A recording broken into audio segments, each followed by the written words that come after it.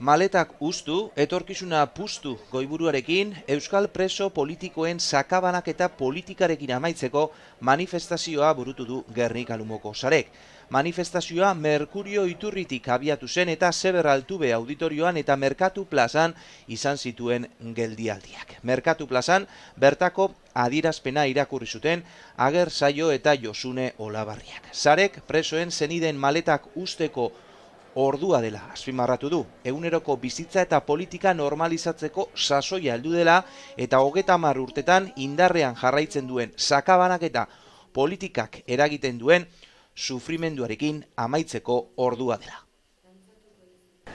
Gernikako Azoka plazak Euskal Herritarron oroimenean esanahi berezia du. Horregaitik Gernikako plaza honetatik adierazpen sendoa hau zabaldu nahi dugu. Etorkizunari begira jarri nahi dugu, eta horretarako iraganetik datozen oinaze eta min guztiak sendatzea ezinbestekoa da. Bide honetan izan diren eta diren biktima guztiek merezi dute egia, memoria eta erreparazioa. Norabide horretan sakondu behar dugu, herritar gisa, guztioi dagokigu ardura hau gurea egitea. Guztiok merezi baitugu elkarbizitzan eta bakean oinarrituriko jendarte batean bizitzea. Oraindik bada ordea sufrimendua sortzen jarraitzen duen auzi bat, askatu beharreko korapilo bat. Hain zuzen ere, gaur hemen batu gaituena.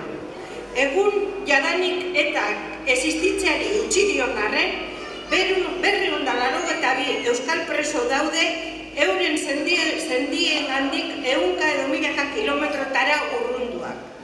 Espetxean dauden pertsona hauei, euren eskubideen jabe izan arren, oraindik ere salbuespen neurriak ezartzen zaizkie. Espainiako zein Europako legederiaren aurka doazenak eta pertsona ez ezik zenideak ere bereziki haurrak eta adin nagusiko pertsonak zigortzen dituztenak. Korapiloak askatzeko unea da, orain, elkarbizitzarako unea. Urteetan sortutako jendarte arrakalak elkarrekin sendatzeko unea. Presoen auzia konpontzeko unea da, orain. Orain!